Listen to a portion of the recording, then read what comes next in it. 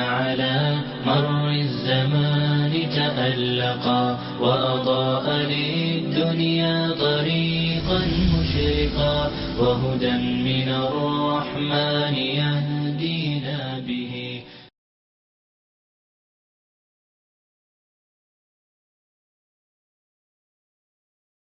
الحمد لله وحده والصلاة والسلام على من لا نبي بعده. أعوذ بالله السميع العليم من الشيطان الرجيم من حمزه ونفخه ونفثه. لقد كان لكم في رسول الله أسوة حسنة. تمام قسم کی تعریفیں اللہ رب العزت کے لیے ہیں کہ جو اس کائنات کا اکیلا مالک ہے. اس کائنات کو بنانے میں، اس کائنات کو چلانے میں اس کا کوئی شریک نہیں، کوئی برابری کرنے والا نہیں، کوئی ہاتھ بٹانے والا نہیں. اور لاکھوں کروڑوں درود و سلام ہوں اس ہستی اقدس و مقدس پر کہ جن کا نام نامی اسم گرامی محمد کریم صلی اللہ علیہ وآلہ وصحبہ وسلم ہے. اللہ رب العزت نے ان کو نور ہدایت کا آخری مینار بنا کر مبعوث فرمایا. ان کے بعد کوئی نبی، کوئی رسول اور کوئی پیغمبر نہ اب تک آیا ہے اور نہ قیامت کے دن تک آئے گا. اما بعد، پچھلے پروگرام میں آپ کے گوش گزار کر رہا تھا کہ رسول اللہ صلی اللہ علیہ وسلم نے دعا فرمائی کہ اے اللہ، عمر بن خطاب یا عمر بن حشام یعنی ابو جہل میں سے، ان دونوں افراد میں سے جو تیرے ہاں زیادہ محبوب ہے، جو تجھ کو زیادہ پسند ہے، اس کو اسلام کی توفیق دے کر اسلام کو قوت مہیا فرما. اور رسول اللہ صلی اللہ علیہ وسلم کی یہ دعا پھر اللہ رب العزت نے جناب عمر فاروق رضی اللہ تعالی عنہ کے حق میں قبول فرمائی. عمر فاروق رضی اللہ تعالی عنہ شروع میں یہ اسلام کے بڑے مخالف رہے. ان کی طبیعت بڑی ہی سخت، بڑی تند خو کہ عام لوگ تو ان سے بات کرتے ہوئے کتراتے تھے کہ ان کی زبان سے پہلے ان کا ہاتھ چلتا تھا. بہت ہی بلند قد کے مالک، بڑا ہی جسیم اور قوی جسم، اور قوت میں اور دلیری میں اور ان تمام صفات میں اتنے بڑے ہوئے تھے اور اپنے جوش میں، جذبات میں، کہ عام لوگ تو ڈرتے تھے اور گفتگو کرتے ہوئے اور بات کرتے ہوئے کتراتے تھے. اور شروع میں ہی ان کی جو ہے اسلام کے حوالے سے مخالفت بڑی عروج پر رہی. بنو عدی کی ایک لونڈی وہ مسلمان ہو گئیں اور عمر فاروق اس کو بہت مارتے اور جب رکتے تو اس کو کہتے کہ تجھ پر ترس نہیں آ گیا، مجھے یہ نہیں ہوا کہ مجھے تم پر کوئی رحم آ گیا اور تم کو چھوڑ دیا ہے، بلکہ میں تھک گیا ہوں. یعنی اس کے دل میں یہ خیال بھی نہ آیا کہ مجھ پر کوئی ترس آ گیا ہے، اس کو وضاحت کر دیتے. یعنی اس قدر مخالفت. اور ان کی طبیعت کا یہ عالم تھا کہ اپنے جو آباء و اجداد کے رسم و رواج، ان کا دین اور جو لہو و لہب جن میں تمام قوم مبتلا تھی، ان سب چیزوں کو یہ خود بھی بہت پسند کیا کرتے تھے. لیکن طبیعت کی اندر یہ خوبی اور یہ بھی چیز پائی جاتی تھی کہ پل میں شعلہ اور پل میں شبنم، ایک دم سے بہت گرم ہو جاتے اور ایک دم ٹھنڈے پڑ جایا کرتے. طبیعت کے اندر یہ بھی ان کے ایک صفت موجود تھی. ایک دن ان کو مکہ کے اندر اپنے گھر سے باہر رات گزارنا پڑی، اور یہ رات کو پھر بیت اللہ آ گئے اور بیت اللہ کے پردے میں گھس گئے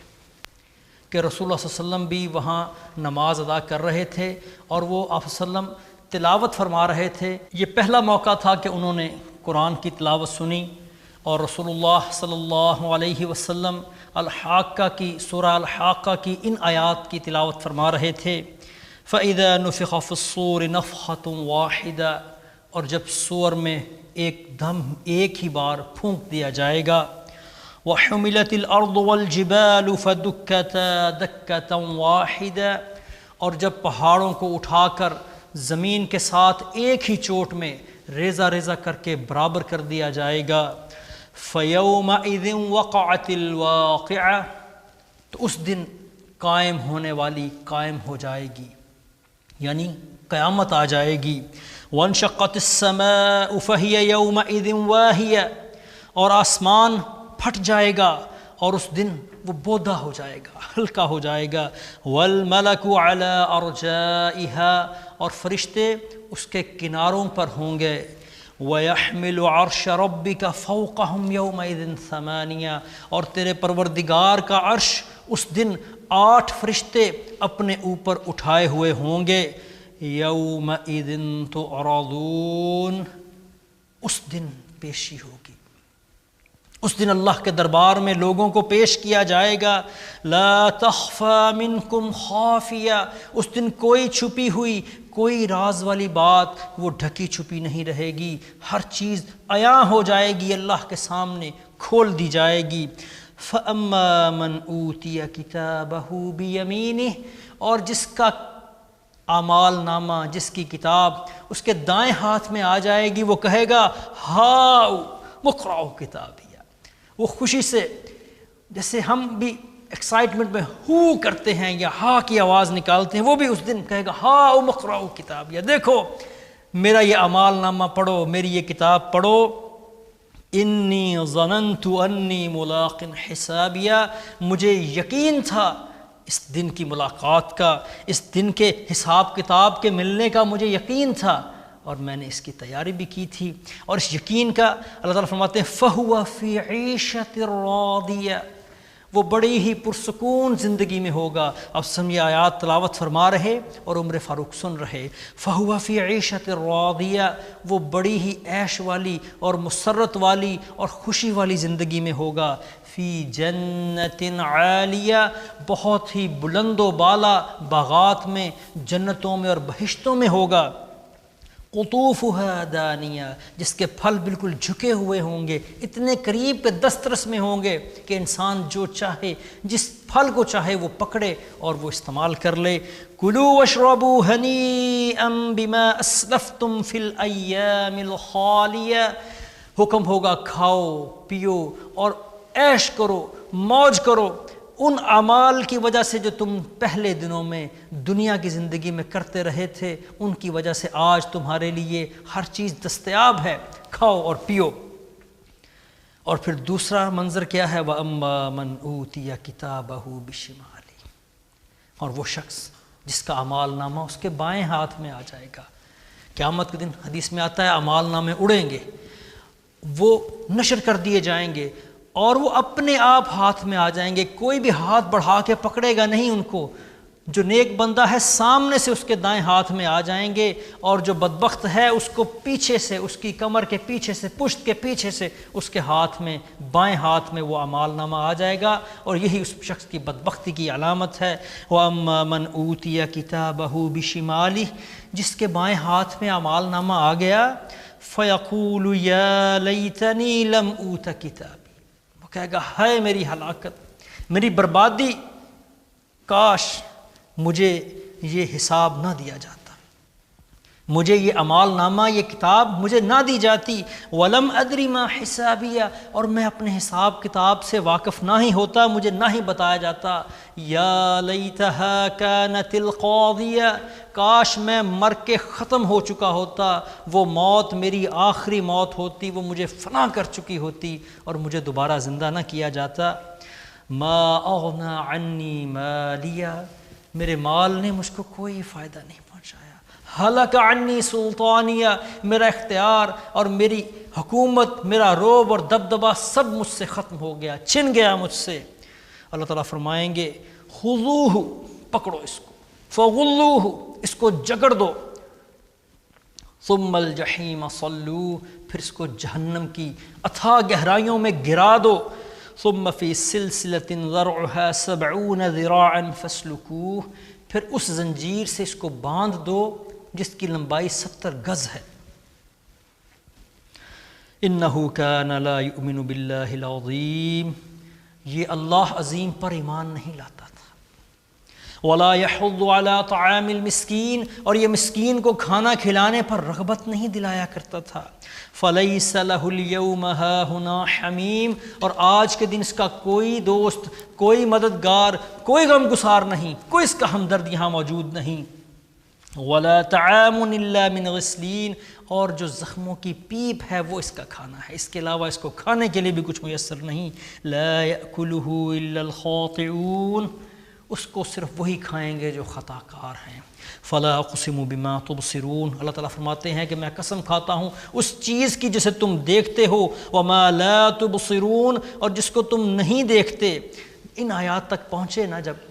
تو عمر فاروق فرماتے ہیں کہ میں سوچنے لگا کہ یہ شاعری ہے،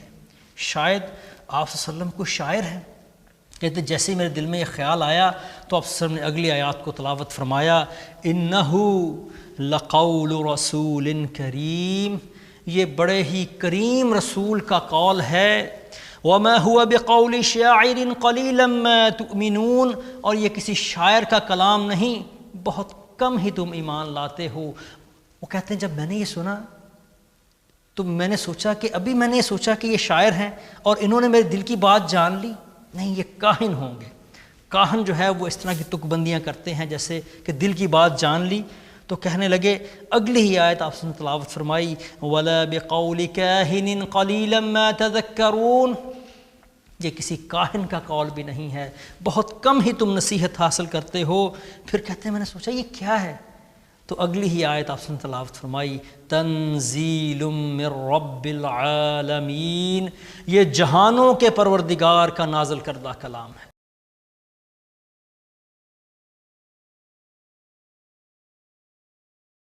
پھر رسول اللہ صلی اللہ علیہ وسلم نے اس کو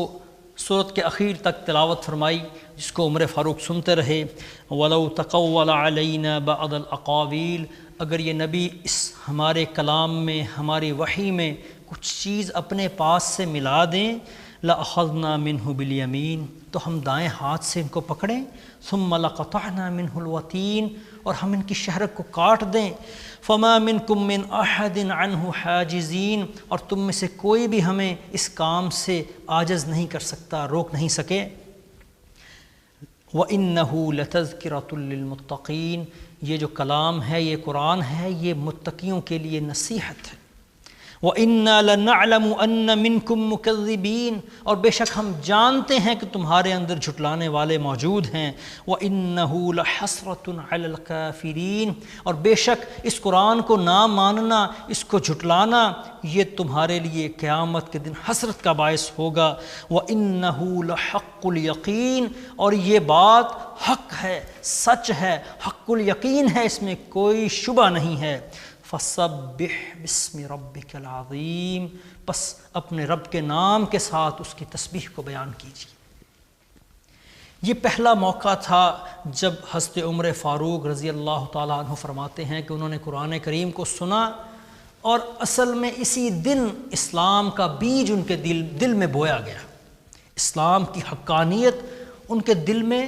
داخل ہو گئی۔ اس سے پہلے وہ جب مسلمانوں پر ظلم و ستم کرتے، ان کو مارتے، اور جب وہ اپنے موقف سے ذرا بھی نہیں ہٹتے تھے، تو ان کی جو استقامت ہے وہ عمر فاروق کو متاثر کیا کرتی تھی۔ یہ کیسی بات ہے کہ کوئی بھی بات ہے، کسی بھی موقف پہ انسان ہوتا ہے، جب اس پر اتنی اذیت اور اتنی تشدد ہوتا ہے، اتنی مشکل آتی ہے، وہ اپنے موقف کو چھوڑ دیتا ہے۔ یہ کون سی قوت ہے جو اسلام کی ایسی ہے کہ جو ان لوگوں کو اس بات پر اتنا مضبوط اور قائم و دائم کیے ہوئے ہے؟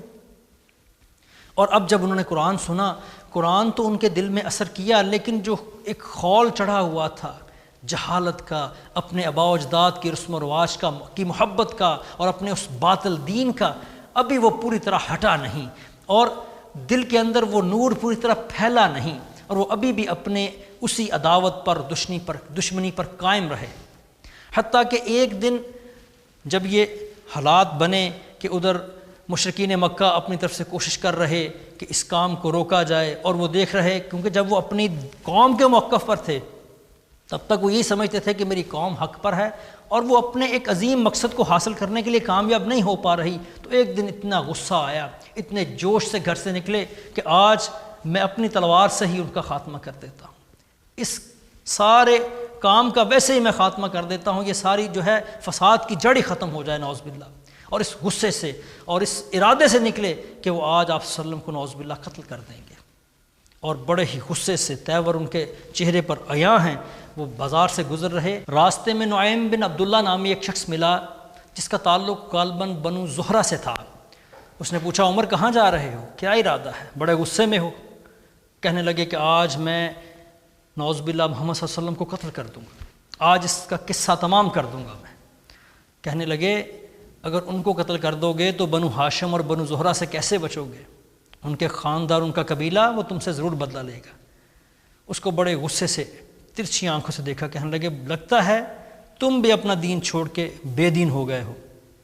وہ نعیم کہنے لگا اس سے بھی بڑی بات نہ بتاؤں، تمہاری بہن اور تمہارا بہنوئی وہ بھی بقول تمہارے بے دین ہو چکے ہیں، چونکہ وہ بھی اپنا پچھلا دین چھوڑ چکے ہیں اور وہ بھی محمد صلی اللہ علیہ وسلم پر ایمان لا چکے ہیں۔ اس کو بڑے غصے سے دیکھا اور پھر پلٹے، جیسے ایک بندہ کہتا ہے کہ تمہاری خبر تو بعد میں لوں گا، پہلے ان سے ملتا ہوں۔ وہاں سے نکلے اور سیدھے پھر اپنی بہن کے گھر میں آئے، اور جب گھر کے پاس پہنچے تو حضرت خباب بن ارت رضی اللہ تعالی عنہ، وہ حضرت سعید بن زید اور ان کی بیوی فاطمہ جو حضرت عمر فاروق کی بہن تھیں، ان دونوں کو سورہ طٰہٰ پر مشتمل ایک قرآن کا صحیفہ جو ہے وہ پڑھا رہے تھے۔ جب عمر فاروق پاس پہنچے تو اندر سے کچھ آواز سنی، لیکن جب ان کی آہٹ ہوئی تو حضرت خباب بن ارت تو فوراً چھپ گئے، اور حضرت سعید رضی اللہ تعالی عنہ نے بھی قرآن کے وہ اوراق ان کو چھپا دیا اور وہ بالکل سیدھے ہو کے بیٹھ گئے۔ جب عمر فاروق گھر میں داخل ہوئے تو پوچھا کہ کچھ آواز مجھے سنائی دے رہی تھی، وہ کس چیز کی آواز تھی؟ دھیمی دھیمی میں نے آواز سنی ہے۔ وہ کہنے لگے کچھ نہیں، بس آپس میں بات چیت کر رہے تھے ہم، کوئی خاص بات نہیں۔ تو عمر فاروق نے پوچھا کہ میں نے یہ سنا ہے کہ تم لوگ بے دین ہو گئے ہو، تم نے اپنا پرانا دین چھوڑ دیا ہے۔ تو حضرت سعید رضی اللہ تعالیٰ عنہ نے بڑے ہی تحمل سے، بڑے آرام سے ان کو کہا کہ عمر، اگر حق تمہارے دین کے علاوہ کسی اور دین میں ہو پھر؟ مقصد ان کا سمجھانا تھا کہ شاید عمر فاروق اس بات پر توجہ دیں گے، لیکن عمر فاروق بھڑک اٹھے، اپنے بہنوئی کو مارنے لگے اور اتنا ان کے اوپر زد و کوب ان کو کرنے لگے کہ ان کو زمین پر لٹا دیا اور ان کے اوپر سینے پر چڑھ گئے اور ان کو خوب کچل رہے۔ ان کی جو بیوی تھی حضرت سعید کی، حضرت فاطمہ، انہوں نے عمر فاروق سے اپنے خامد کو بچانے کی کوشش کی، ان کو پیچھے کرنا چاہا، تو حضرت عمر نے ایک زوردار تھپڑ مارا اپنی بہن کے منہ پر کہ وہ بھی دور جا کر گری، چہرہ ان کا زخمی ہو گیا، لیکن پھر وہ کسی بپھری ہوئی شیرنی کی طرح پلٹی اور بڑے ہی گرجتے ہوئے کہا کہ عمر، اگر حق تمہارے دین کے علاوہ کسی اور دین میں ہو پھر، اور ان کو پیچھے دھکا دیا۔ عمر فاروق اس بات کو سن کر ایک دم سے رک گئے، جیسے بندہ حیرت زدہ ہو جاتا ہے کہ یہ میری بہن جو میرے سامنے اونچی آواز میں بات نہیں کر سکتی تھی آج للکار رہی ہے مجھے، اتنا حوصلہ، اتنی جرت۔ اور پھر جب اپنی بہن کا جو چہرہ ہے، پیشانی وہ زخمی دیکھی، اس میں سے خون بہتا دیکھا تو کچھ شرمندگی اور ندامت ہوئی۔ حضرت سعید کو چھوڑ دیا، پیچھے ہٹ کے بیٹھ گئے اور پھر کہنے لگے کہ لاؤ وہ پڑھاؤ مجھے، تم کیا پڑھ رہے تھے، مجھے بھی دکھاؤ۔ حضرت فاطمہ وہ فرمانے لگی کہ تم ناپاک ہو، یعنی مشرکین جو تھے وہ ظاہری طہارت کا انتظام نہیں کیا کرتے تھے، جو اسلام میں ہمیں طہارت کا ایک نظام اور جو طریقہ کار ہمیں سکھایا گیا ہے، جو ایک نظام دیا گیا ہے، مشرکین کے اندر اس کا بالکل اہتمام نہیں تھا۔ اس سے مراد یہ نہیں ہے کہ نان مسلم جو ہیں وہ قرآن کو چھو نہیں سکتے، بلکہ خود رسول اللہ صلی اللہ علیہ وسلم نے قرآن کی آیات خطوں میں لکھ کر دیگر بادشاہوں کو بھجوائیں، اور وہ نان مسلم تھے، اور انہیں حضرت فاطمہ نے صرف اس بنیاد پر کہا کہ وہ غسل کریں کہ وہ ظاہری طہارت کا ان کے ہاں کوئی انتظام نہیں تھا۔ حضرت عمر فاروق نے غسل کیا تو پھر حضرت فاطمہ نے وہ قرآن کے وہ جو اوراق تھے وہ ان کے سامنے رکھ دیے، اور ابھی بھی حضرت عمر فاروق مسلمان نہیں ہوئے تھے، لیکن قرآن کے اوراق ان کے سامنے رکھ دیے، اور پھر انہوں نے وہ سورہ طٰہٰ کی جو بنیادی اور شروع کی آیات ہیں ان کی تلاوت کرنا شروع۔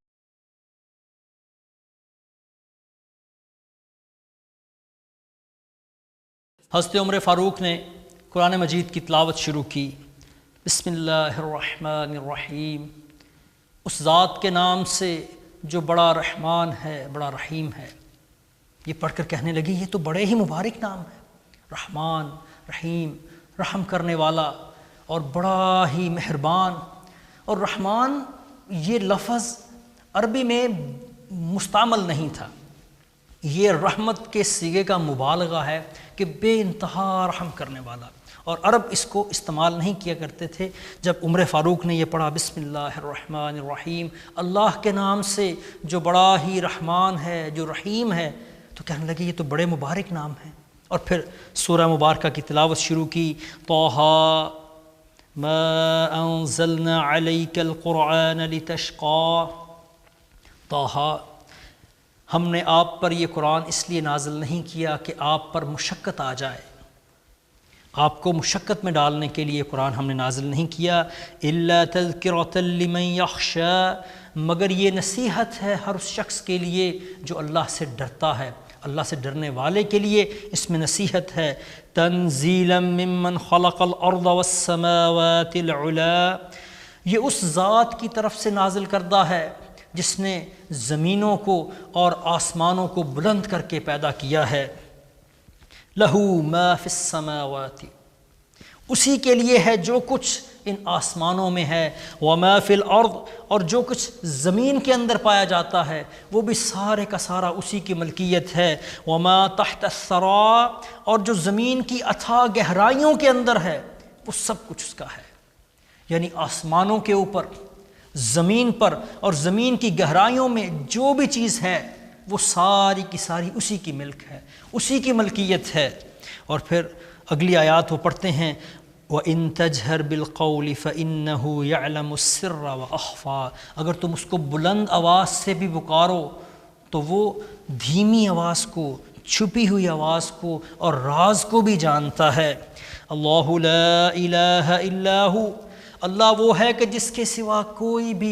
عبادت کے لائق نہیں ہے، لہ الاسماء الحسنی، اور اسی کے لیے ہیں سب پاکیزہ نام، سب اچھے نام وہ اسی کے لیے ہیں۔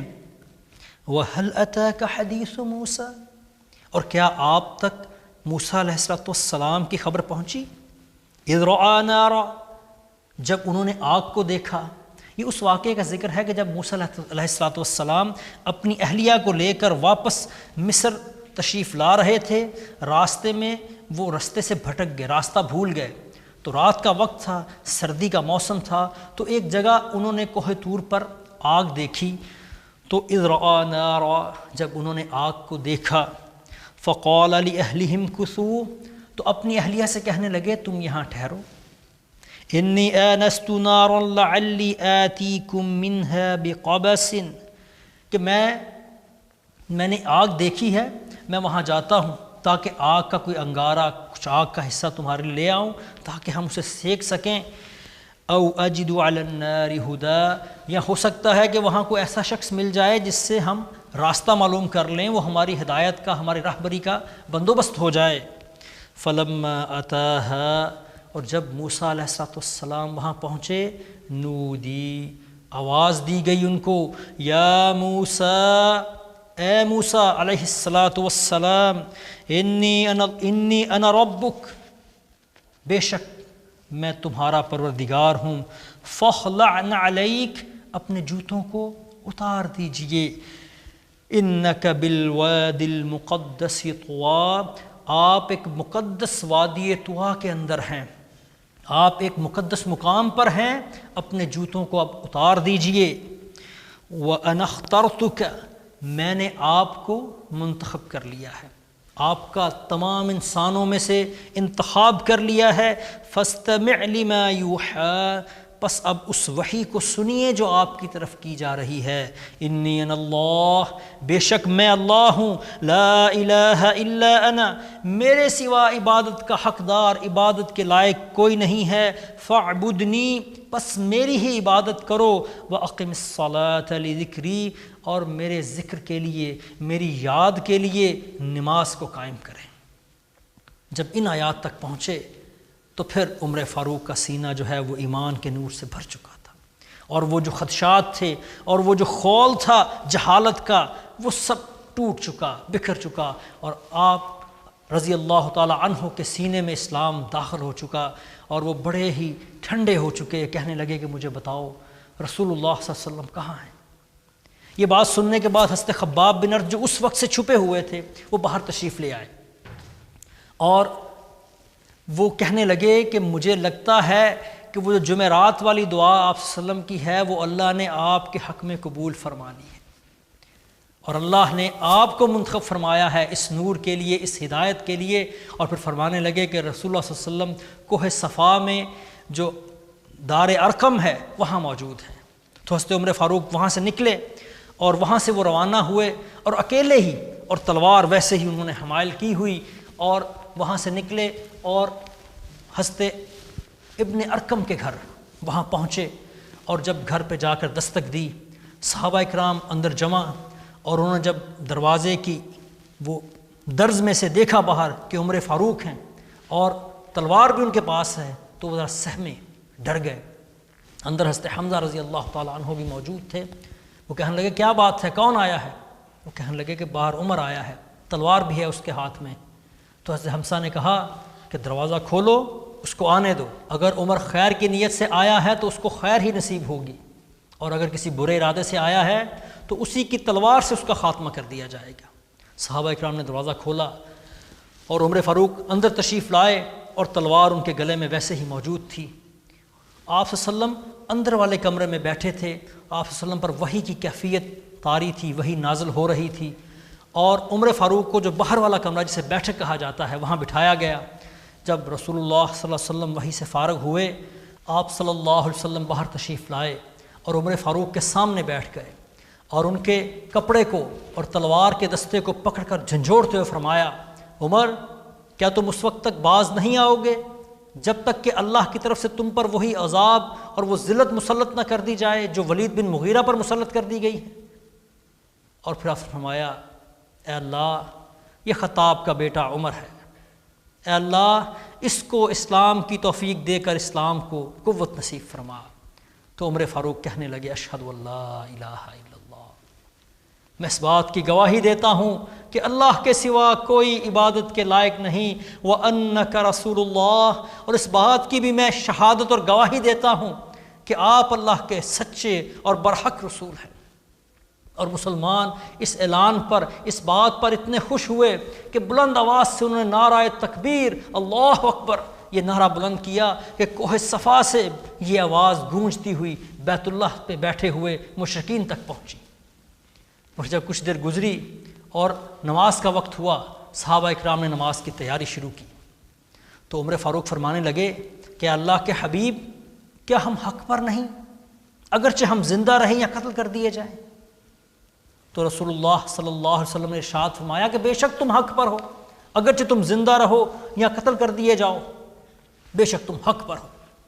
تو پھر کہنے لگے کہ اللہ کے نبی پھر چھپنا کیسا، آج پھر ہم یہاں چھپ کر نماز ادا نہیں کریں گے، آج ہم نماز ادا کریں گے تو بیت اللہ میں جا کر نماز ادا کریں گے۔